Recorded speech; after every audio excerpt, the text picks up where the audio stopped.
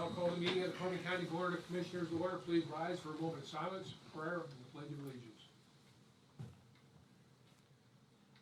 Father, we seek your wisdom daily. Be with us in making decisions that affect the lives and futures of our families and communities.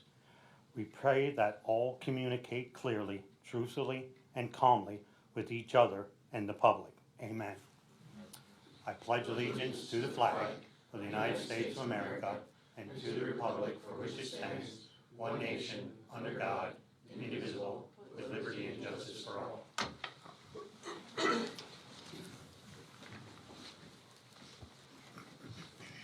These proceedings are being recorded for the sole purpose of preparing accurate written minutes.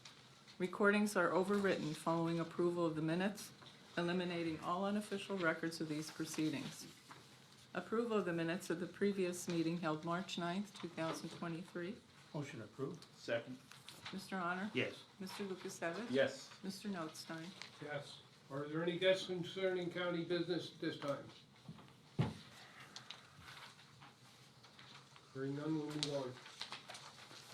Next item is the Community Service Award, CCTI Website Development Project.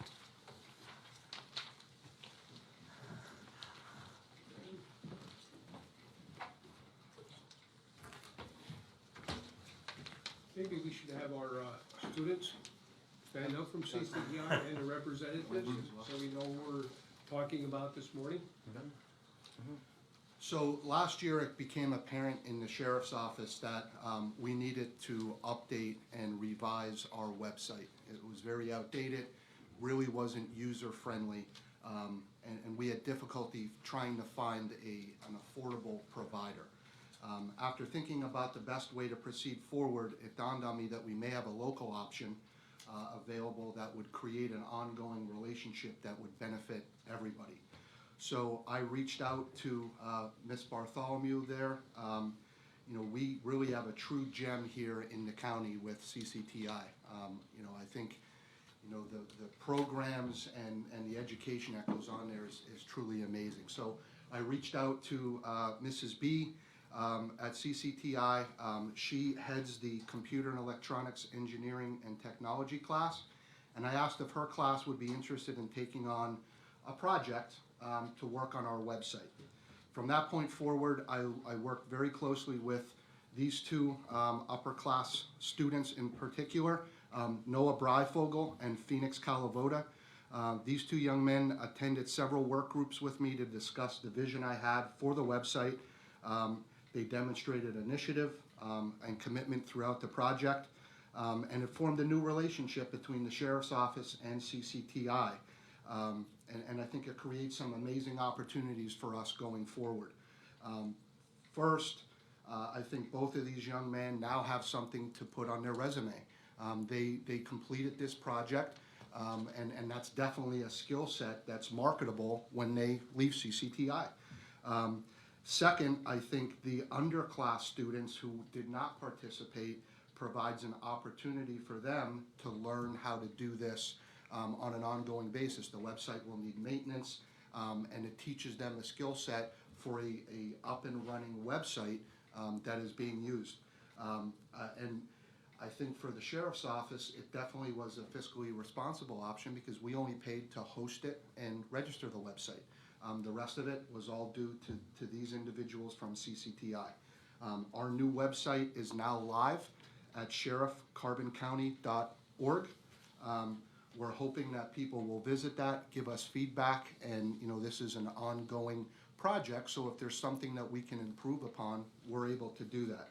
And as a result of their hard work, dedication, and commitment, I'd like to present the first ever Carbon County Sheriff's Office Community Service Award to Mrs. B, Noah, and Phoenix. Come on up. Nice job.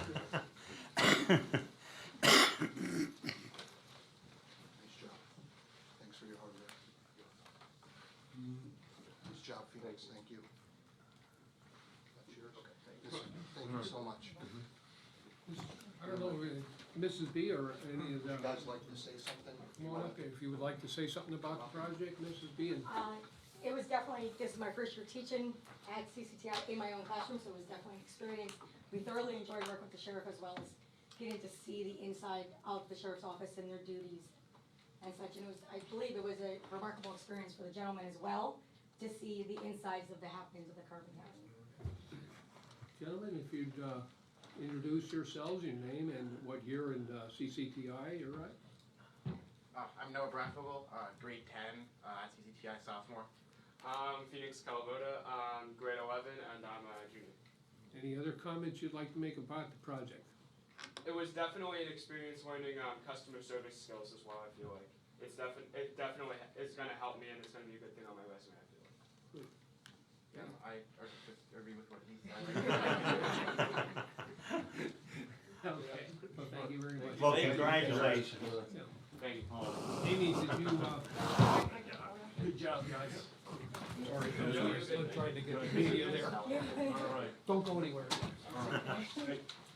And you guys, before you need Miss B, if you would, Yeah. Nicholas Goldberg is our IT director. I think you should knock on the door back there before you leave and introduce yourselves, and let Nicholas give you a little bit of overview of Carbon County IT and the projects that they have done, even similar to what these fine gentlemen have Good done.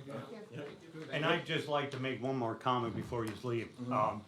I was a student at, it was Carbon County Vocational Technical School, before it came this. And way back then, I was there in 1976. And throughout the years, I was on the board and I was on the authority when the building project started going through. And it's something really good to see that the students can go from here and actually go, like even like these guys of the nursing, you know, they can go right into nursing. And this is probably one of our valuable assets. And I think with the sheriff starting this, I think we have to use every department what we can through CCTI. And that's one of the things I think we're always looking for employees. That might be another base where we can get employees. You know, sometimes we're looking outside the box and maybe we should be looking inside the box. So thank you very much for what you do. Yeah. I'd like to add that this morning I attended the Business Education Partnership Program. The CCTI was representative as well as 2 other school districts. And some of the discussion was this, on March 30th, they're gonna have a program at CCTI on careers and talked about the different careers available. They're gonna have different businesses come in, people that are different jobs, etc. And talked about workforce and getting the students out into the public like this, coming to the county meetings, going into county IT or into other businesses if they have an interest in that.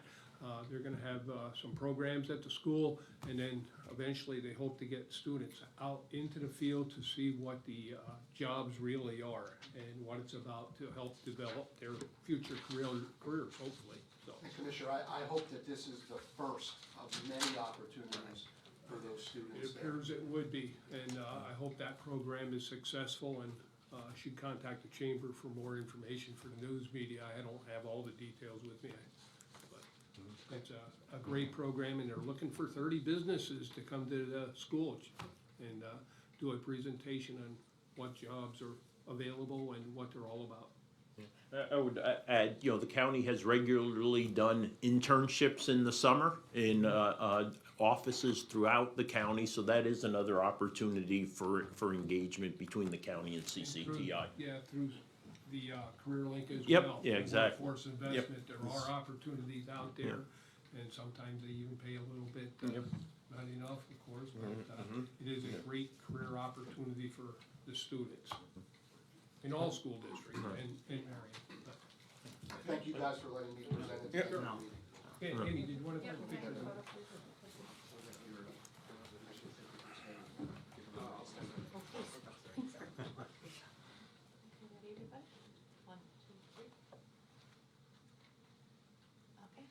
I can get one too.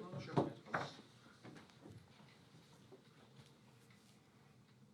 you. We'll go see Mr. Goldberg in the back. Thanks, guys.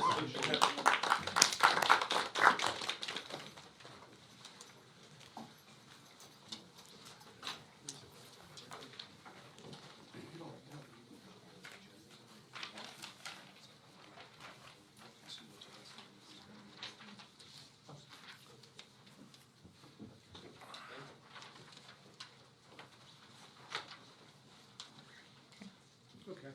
Okay, our next item is the report of executive sessions held. There were none.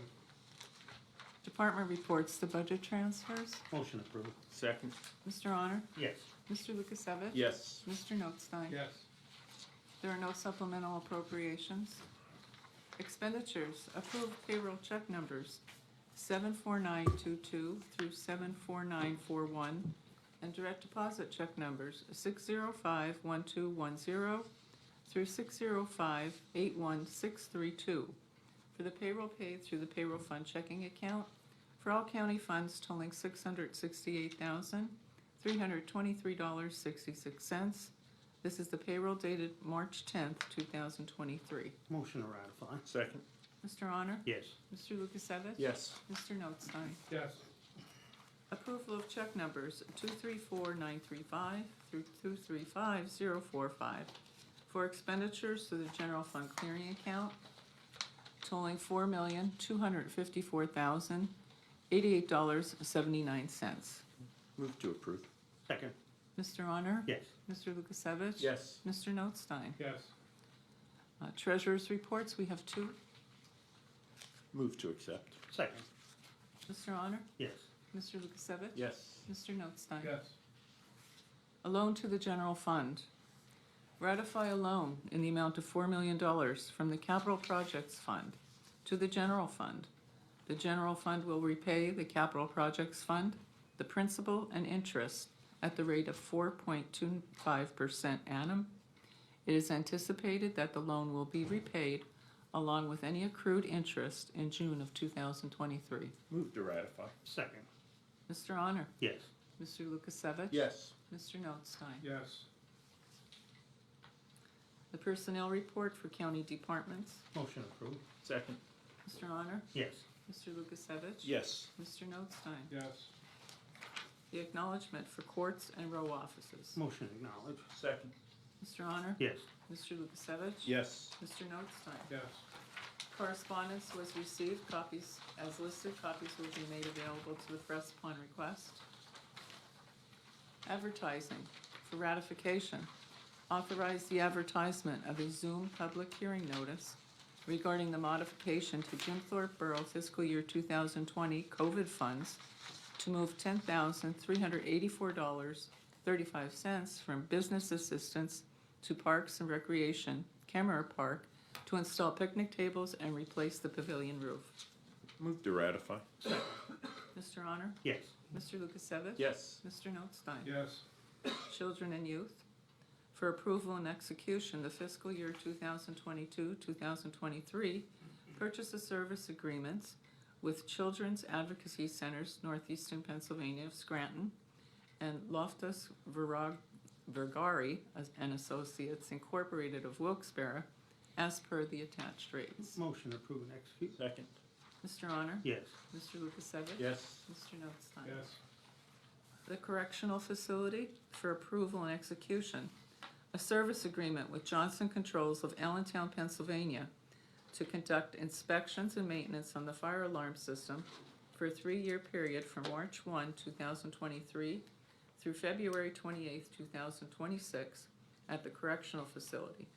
The total cost per year: year 1, $7,982, year 2, $8,185, year 3, $8,483. All labor for any additional issues will be also covered under the PA contract 4400023962. Move to approve and execute. Second. Mr. Honor? Yes. Mr. Lukasevich? Yes. Mr. Notstein? Yes. Emergency Management, for approval and execution, the 2022 Annual Hazardous Materials Emergency Response Program Report for submission to the Pennsylvania Emergency Management Agency. Motion approved and execute. Second. Mr. Honor? Yes. Mr. Lukasevich? Yes. Mr. Notstein? Yes. An LAPC appointment, Local Emergency Planning Committee, Mr. Thomas Katner of Nesquehoning Borough. Motion approved. Second. Mr. Honor? Yes. Mr. Lukasevich? Yes. Mr. Notstein? Yes, and I just want to add real quickly here, this is the mayor of Nesquehoning Borough, and he's going to be representing the elected officials in the LEPC. You have to have different entities represented at the meetings, And Mayor Cotner was at the last meeting this week, yesterday, or the other day, or last week already, I think. And he has consented and will serve in that committee representing elected officials. Previously had Donna Gary from Pomerton on the committee, and since she retired, she'll be replaced by Tom Cotner. Planning and Development for approval. Modification request number 1 for the CDBG program fiscal year 2022, Jim Thorpe Borough. Parks Recreation, Memorial Park. ADA Park Equipment Project, move funds in the amount of $82,136 to the Jim Thorpe Borough Housing Rehab Project. Move to approve. Second. Mr. Honor? Yes. Mr. Lukasevich? Yes. Mr. Notstein? Yes. COVID-19 ARPA Whole Home Repairs Program for ratification. Award of funding for the COVID-19 ARPA Whole Repairs Program in the amount of $1,053,409 from the Department of Community and Economic Development for the term of December 12th, 2022 to December 31st, 2026. Motion to ratify. Second. Mr. Honor? Yes. Mr. Lukasevich? Yes. Mr. Notstein? Yes. Revision 5 for approval and execution. Revision 5 to the CDBG CV funds fiscal year 2020, contract number 75512 for reallocation of funds, moving $7,044.83 from business assistance, school health and homeless facilities, peaceful nights, to homeless facilities, family promise, hotel expenses. Move to approve and execute. Second. Mr. Honor? Yes. Mr. Lukasevich? Yes. Mr. Notstein? Yes. Vehicle fleet financing for ratification. The proposal received by Enterprise Fleet Management of Harrisburg, Pennsylvania, for one additional vehicle under the fleet financing and maintenance of the Master Open-End Equity Lease Agreement, approved April 27, 2017, agenda number 17-159, renewed on July 28, 2022, agenda number 22-368, vehicle monthly costs and partial maintenance program for a term of 60 months. This will replace the 2023 Ford Ranger that was approved on October 20th, 2022, agenda number 22566. It's one 2022 Ford F-150 Super Cab at $622.02 per month for the maintenance department. Move to ratify. Second. Mr. Honor? Yes. Mr. Lukasevich? Yes. Mr. Notstein? Yes. The solicitor's report? Thank you. For the Emergency Operations and Training Center, seeking approval and execution of change order number 5 to the contract with Cobalt Construction Incorporated of Tubbyhanna, Pennsylvania for Phase 1B portion of the Emergency Operations and Training Center project received from the county engineer. This change order decreases the contract by $5,754.26 for a new total of $2,527,619.36 due to the net cost changes for asphalt, aggregate, and transportation cost adjustments as per change order number 4, and an adjustment for guardrail installation as per change order number 1. Move to approve and execute. Second. Mr. Honor? Yes. Mr. Lukasevich? Yes. Mr. Notstein? Yes.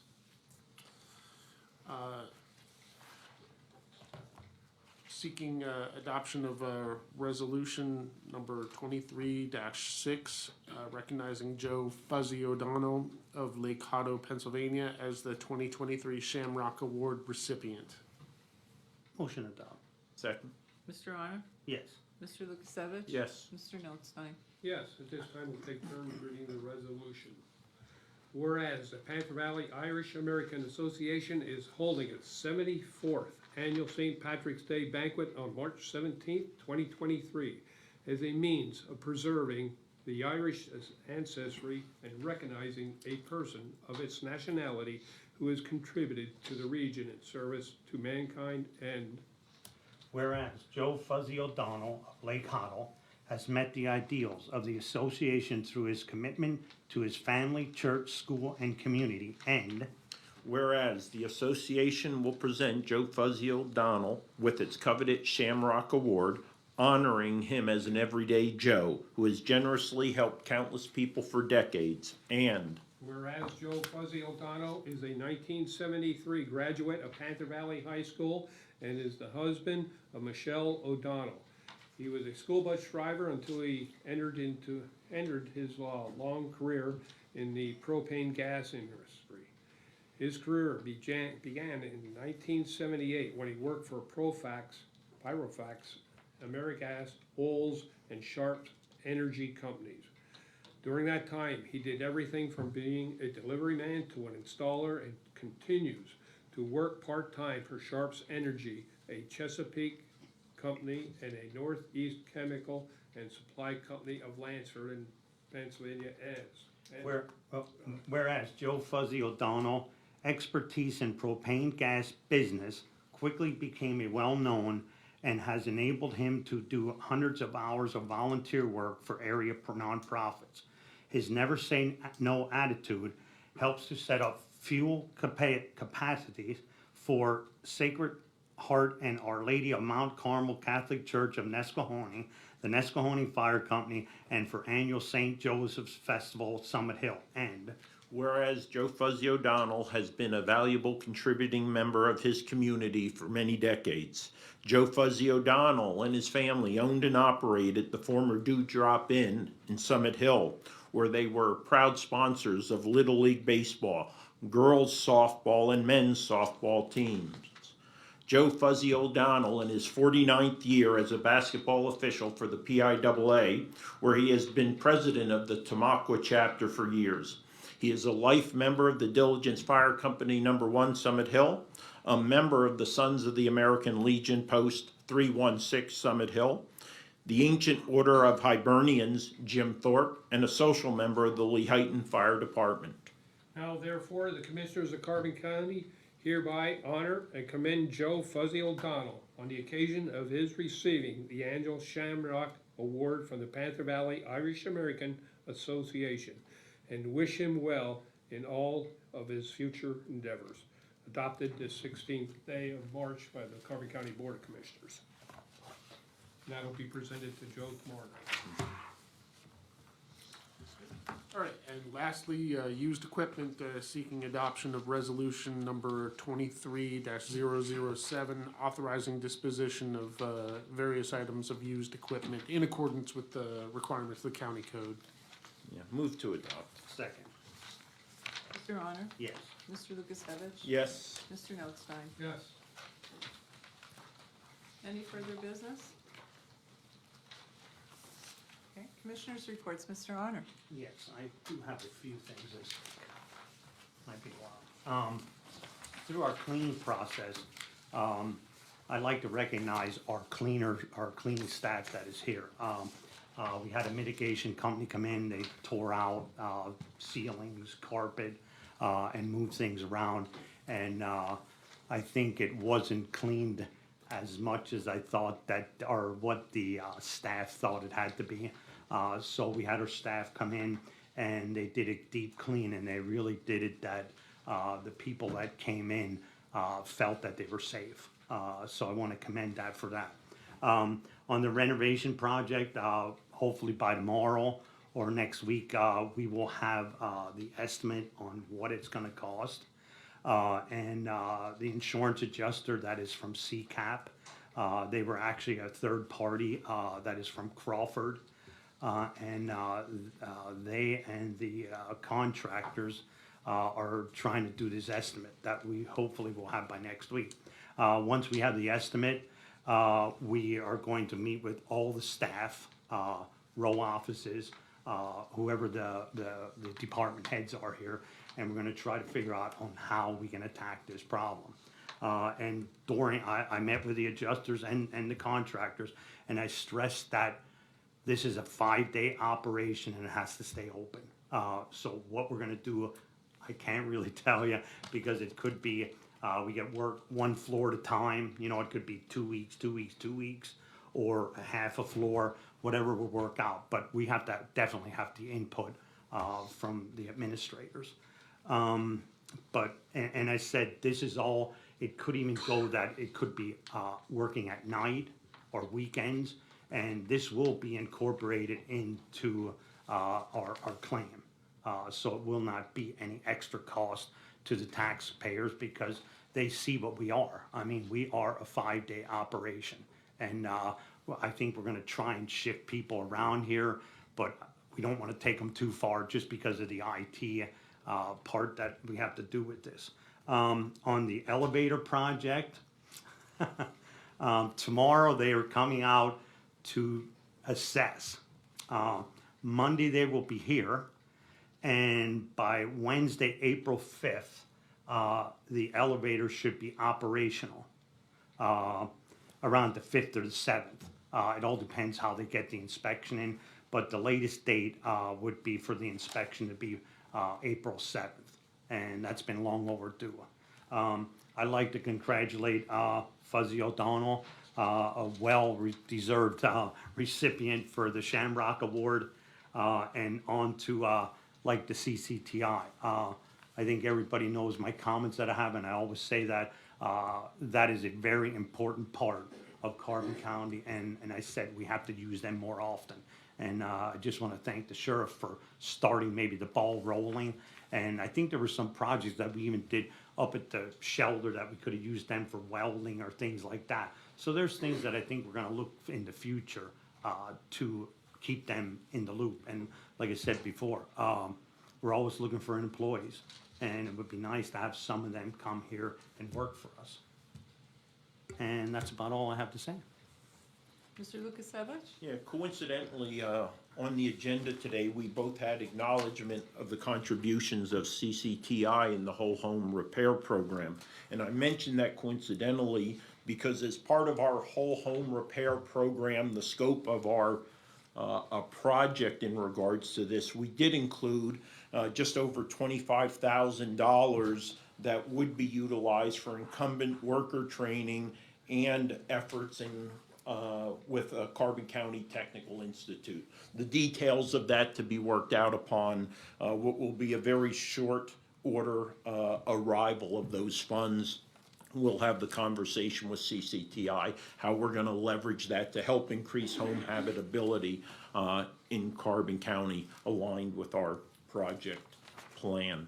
Secondly, want to make note, effective 1 March, the ERAP program, Emergency Rental Assistance Program for Carbon County, has ended due to a total expenditure of its funds. It was approximately $6.499 million managed by Catholic Charities.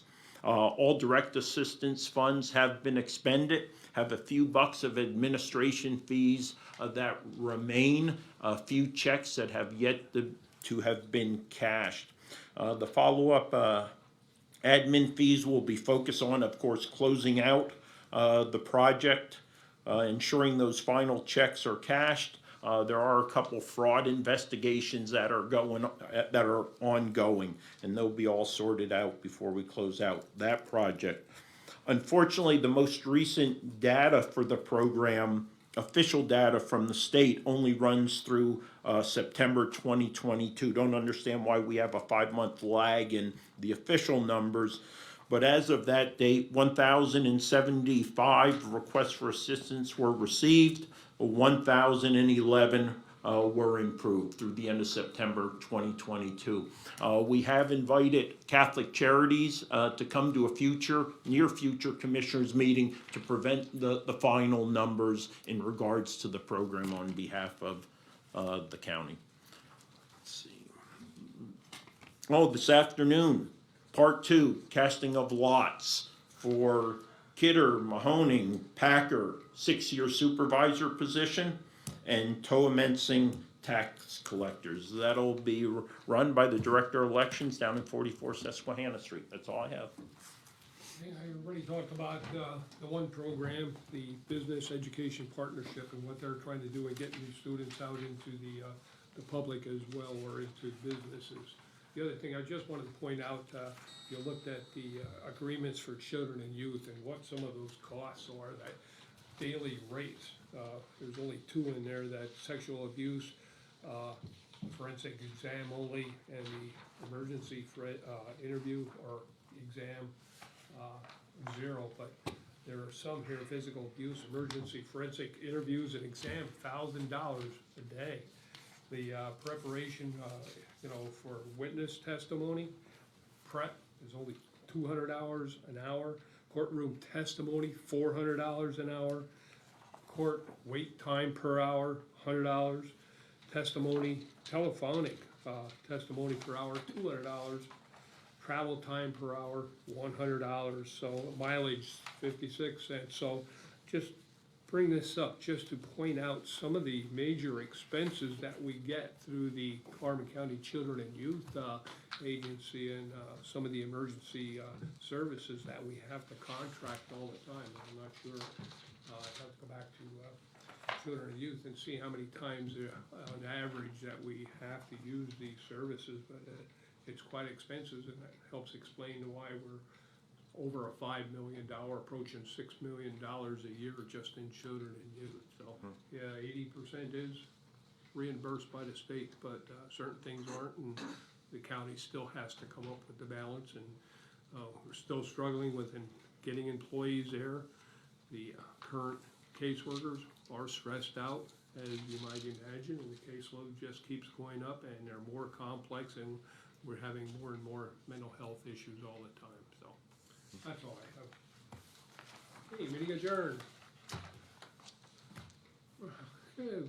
Ryan, you want to go first today? Yeah, first off, can you talk about this public hearing you're having, I guess, for transferring of funds for Camera Park construction? Like, what is?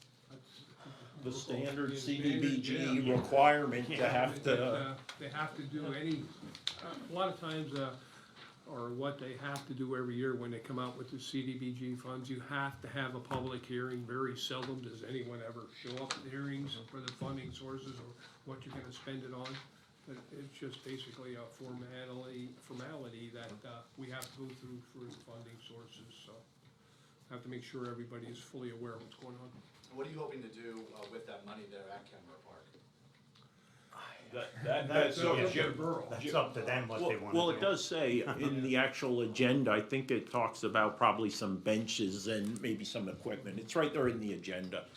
What they're So that's proposing. nothing that you guys are doing, you're just giving the No. money to Jim. We're just the pass-through for Yeah. those funds through the municipalities. We administer the funds through planning and development.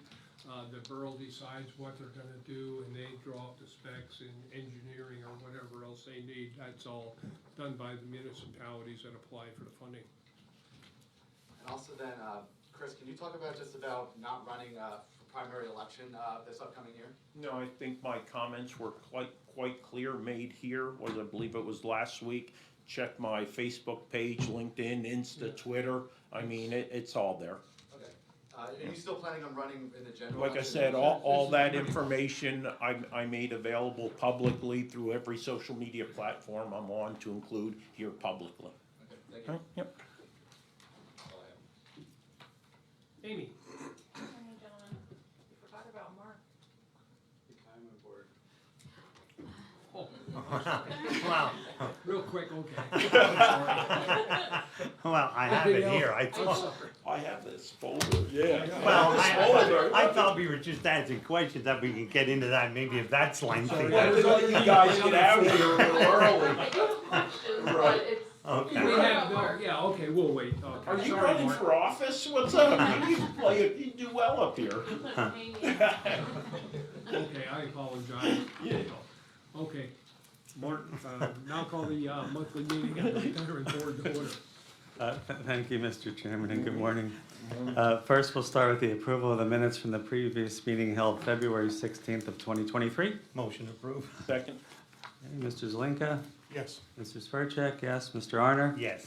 Mr. Lukasevich. Yes. Mr. Notstein. Yes. Great. Are there any guests concerning retirement board business? Okay, hearing none. A report of executive sessions, there weren't any held. Next, we'll move on for a motion to ratify the monthly warrant which includes checks number 40886 to 40889 and direct deposits 7020747 to 7021151 for the month of February. Motion to ratify. Second.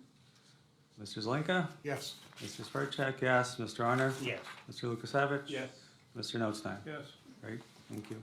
The retirement activity report for the month of February had just one retirement, Miss Lynn Donnelly. She served the county for almost 22 years. We wish her a long, happy, healthy retirement. And the monthly benefits paid out were for February $472,834.54. Portfolio value as of February 28th of 23 was $82,554,888.01. I always give the update for the prior Friday. We had a little drop from that to March 10th. At that point, it was $81,371,393. Okay. Any questions on that? All right, next I will seek a motion. This law firm, Kessler, Topaz, Meltzer, and Check LLP, they provide a service to the county for the pension fund, and the fact that if there are any lawsuits against any of the holdings of the fund, they seek on our behalf any recovery for the county. Now, it's typically not a lot of dollars, but their service was provided for years at no charge. So with the pandemic, apparently they missed Carbon County. They were instituting a 5% fee for their services. And just to give everyone an update, I shared this with the board before, but for the public, 2022, they recovered a whopping $647.29. So the 5% fee would be $32.36. They're not going back to charge us any old fees. And I had them do a summary since I became controller from 2020, 2021, and 2022. The total monies recovered for the county pension fund were only $4,142.84. So their fee would have been $207.14. So we just need a motion to approve that. We really don't have a choice. I did consult with Attorney Check from the firm and also with Mrs. Wilson from Marquette, our investment consultant, and she was in agreement that it was certainly reasonable, and I do as well. So at this point, I would look for a motion to accept that fee of 5% going forward. Yeah, move to accept the proposal of 5%. Second. Okay, Mr. Zelinka? Yes. Mr. Spurcheck, yes. Mr. Arner? Yes. Mr. Lukasevich? Yes. And Mr. Notstein? Yes. Great, thank you. Solicitors report? No report. Okay. Investment managers or other reports, I didn't have anything to report from there. Any new business for the retirement board? Any old business? Any further business? And that's it. Thank you. Meeting adjourned. Now, Amy. Back to me now. With regards to the loan, to the general fund of the $4 million, can you talk a little bit about what's going on there? I can comment on that because I think it makes the commissioners look bad, that we're over budgeting. I can tell you right now, if you look at it like over the years, and this could even be an issue that even went back all the way to 2017.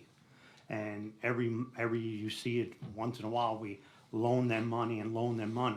And it was going from 1 quarter to 2 quarters.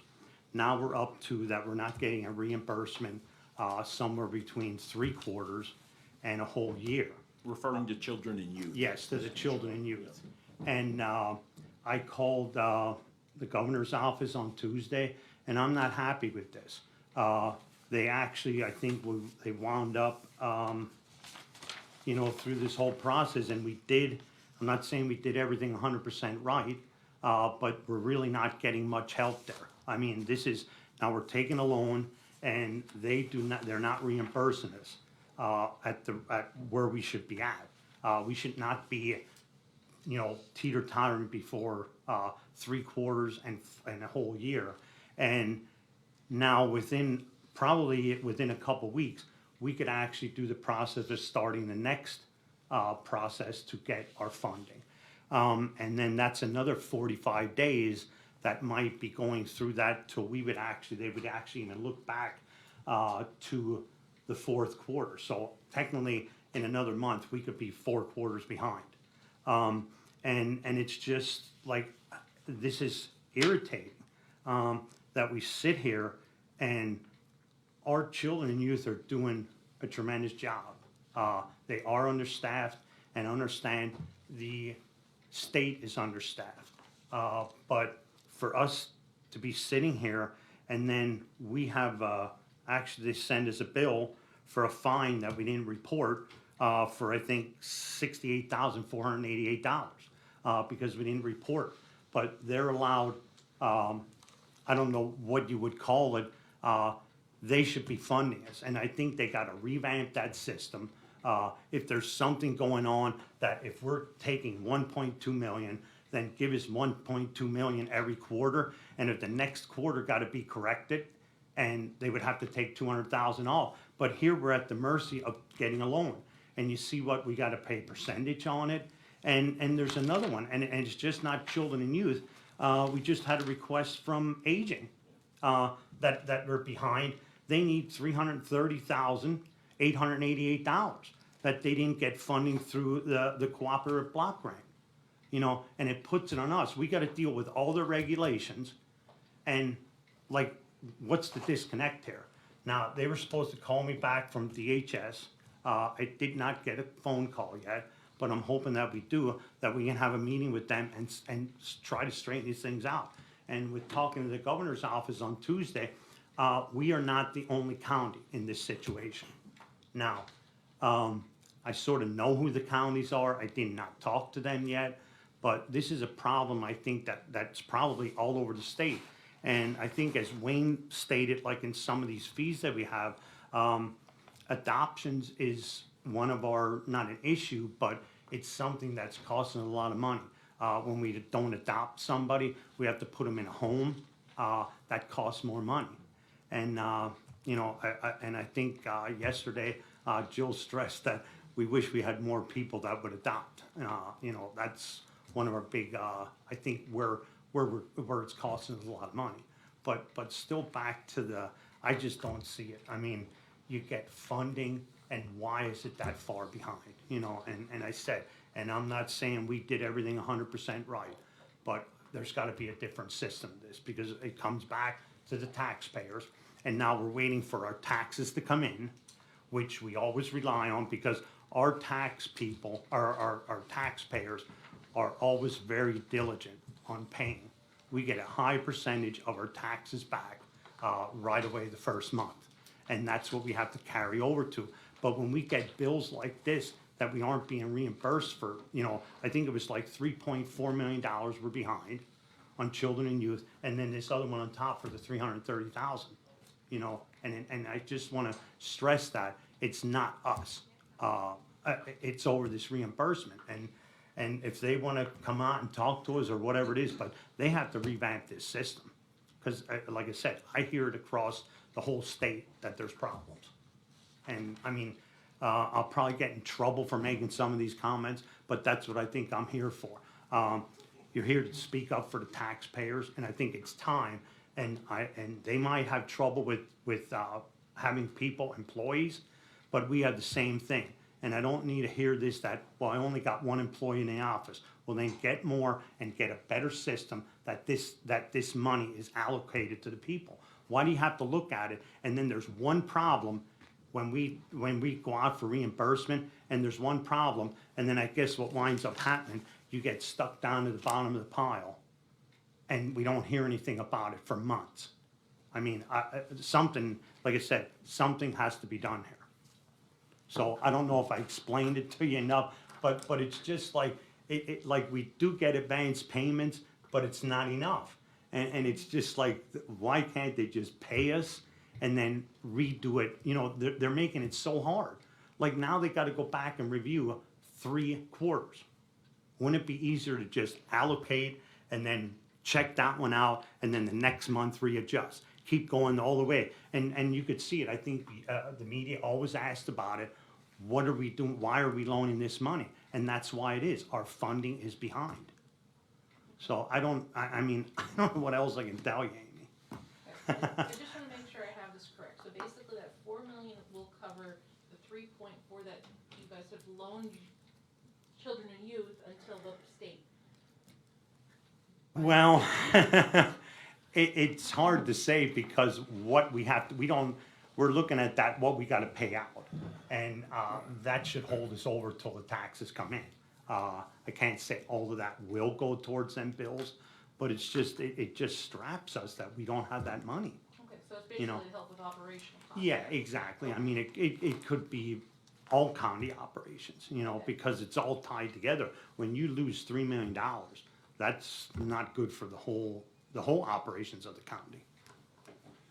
Another thing, that's all the more reason we need to maintain a good fund balance at the beginning of the year or at the end of the year to, these unforeseen things. Now, this has been going on for how many years that we're this far down?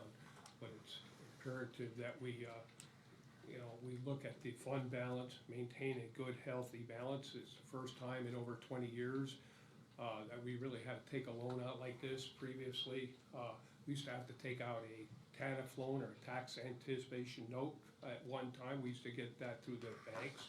At least with this fund, it's under the capital fund. We'll be basically paying ourselves back at that interest rate, but it's still the idea. If you don't have a balanced budget, this is what happens as well. And it's, I think that one aging was blaming a computer problem. Exactly. So I do have to give the governor who goes on telling these 2,000 plus employees to get back in the office. And I know we were getting complaints on the time frame for the sheriff's department on the processing, so I don't know if that has improved, Sheriff. We were getting complaints from people getting or applying for gun permits. They were normally a short process, but people were waiting a good period of time, so I don't know, Sheriff, if that has improved. So that system, usually in the afternoon, continues to struggle to process things. As a way to combat that, I sent a contract for review to the solicitor to move that system online. So people would be able to apply for those permits online. We would approve it. When it's approved, we would contact them. They're in and out in 5 minutes. It doesn't need to have people sitting in that hallway sometimes 3-4 hours, and we talk about an inconvenience. You know, I call the state police all the time complaining about it, and their response is, that's just the way our system is. So I think this option that we didn't have available to us before is a really good solution to correct that problem, and it's at no cost to the county. So, you know, hopefully we'll be able to get that contract approved and put that into place, because that is a significant inconvenience for all the taxpayers that come in. I'm going to speak to the taxpayers of Carbon County. Make it clear, there is a tyranny of taxation here in Carbon County at the municipal, the school district, and the county level. So let me give a little perspective to this loan that may go to June, right? About $49,500 in interest. Do you know what a $250,000 tax increase would cost the county taxpayers, right? Basically, that would bring in around $396,000 each year, but in perpetuity. So what would the county residents, the 14,325 seniors, the 9,138 citizens at below the poverty level, what would they prefer? The county to use $49,000, $50,000 out of contingency to pay interest, or do they want to be taxed for the remainder of their lives, and which is $400,000 annually coming out of their pockets? I will take that $49,500 interest payment every day, and I'll join the people, the 90.3% of citizens in Carbon County who have a high school education and understand basic mathematics. So I have to say on the issue of revenue and taxing more than is necessary the residents of Carbon County. And I think, like the situation that we're in here, we're covering, to me, for the state's responsibility. And I just can't see taxing our taxpayers for that. You know, like I said, they have to devise a different system for our funding to get to us. You know, they give us mandates all the time, but they should send the money with the mandates. This is a state-approved budget. This isn't something that someone hasn't approved. These funds were approved by the state, right? You approve the budget, you give the money, and they're not doing that. So basically, they're holding that money hostage, essentially. The bureaucrats, the technocrats, right, who are probably still working from home instead of being in their office, ensuring that these are reconciled and the bills are paid. And it's costing us and the county taxpayers $49,500 in interest, you know, And that's if it gets here. by June, right? But the tax revenues start coming in, so, you know, we're very confident based on historical data, you know. And with regards to the building damage, all the offices are back in here? You know, are they all good? Yes. Right now, yes, there will yeah. be inconveniences when, we have to put in new carpeting, when they're installing new tile, they have to, the ductwork has the, aluminum covered insulation and poke holes in the bottom of those to drain the water out of. So all that has to be replaced, so, there's gonna be a lot of inconvenience in offices as they go maybe one by one. We're still not, working with the contractors were in the other day, and they looked at the project, so we're waiting for the price, and we'll try to work out a schedule for the least inconvenience. I know I was talking to tax claim, and like at least a half dozen of their file cabinets can be moved out to the hall and locked, secured, while they're replacing the carpeting in there. But it's hard to replace carpeting with cubicles in there, workstations, etc. Replacing the tiles overhead, they have to replace some drywall, so, yeah, we're gonna look at relocating maybe some locally to the room in the back here, or whatever we have to do, so that has yet to be determined, how we're gonna handle it exactly. Depends on the contractors' or availability, whether we do it Yeah. nights or weekends, it's still gonna be inconvenience, because we have to move the furniture on Friday afternoon, that's work not getting done. They come in and do the project, we have to put everything back Monday morning, so, you know, and I don't see them doing carpeting and ceiling and everything else in one day either. It could be a week or so. Those are the details we have to work out yet. And I think we're very fortunate that there was not a lot of drywall damage. It's ceiling, floors, you know, just, and it is a lot. I mean, it's not gonna be $10,000. Might have to add a zero to that. And, but we are fortunate that if it would have been drywall damage, this probably would have turned into a 6-month project. And I think we're looking at that, like I said, I think the ideal would be 2 weeks on one floor, 2 weeks on the next, and 2 weeks on the other one. So hopefully that's the way it would go. And we were extremely lucky. It didn't damage, we just printed 44,000 tax bills. There was very little paper damage in the files or on desk and that. He had some computer equipment, printers in that. That was nothing compared to what it could have been if we would have lost a lot of those files, or the tax bills had it been underneath that area or not delivered yet, so And we were lucky. and sometimes I think it was good that you have crooked floors, because the water flowed away. Like, we had like IT, like, if it would've got into the IT, and it was the boxes downstairs or the telephones here on the second floor, like, it would have been really a disaster. But we got fortunate, lucky on that. And Commissioner Arner, you said, you don't have, there's no cost yet, you guys haven't heard back from me. No, I don't know what it is, and I could estimate what it is. I mean, it's, to me, it's probably gonna be at 100,000. I mean, I'm just guessing. It could be more, and like, they're gonna incorporate, when we talk to the adjuster, and I said, we have the adjuster that is through CCAP. I think we're fortunate to have that. I think we have a little bit of the power there, that when things are damaged, we don't replace half of the carpet, we go to the next doorway. And the adjuster was very satisfied with things like that. And he said that if it has to go to working at night, and like I said, I stressed it that it's a 5-day operation here. And they really didn't have no problem with that. I mean, a lot of times you have, you know, if your house, say if you have trouble with your house, they'll put you up in a motel. we don't have anywhere motel to put all these people in. So they have to work around it, and I think the contractors and the adjuster from the insurance company, they see that. It's a little bit of a different situation than just a house. So I said, I think we're very fortunate that the adjuster and they're working together. They're trying to figure out like what square footage of the ceiling tile or the floor. And there's even like with the carpet, like the carpet in some areas is like a whole rug. It takes longer to put a whole rug in like that. So I think what they're gonna do, they're working it out that we can go by the 2x2 tiles. That is better, and we can match what we're doing at the other buildings. That's sort of like an advantage to us. So, and like I said, that CCAP adjuster is the main ingredient in this. That's really working with us. And then the only other thing I have is, may I have a copy of the proclamation that you guys all read? For Fuzzy? Or- Yes, for Fuzzy. You don't want the junk. Do you want the it sent resolution to for your? junk, do you? Yeah, she can email it to you.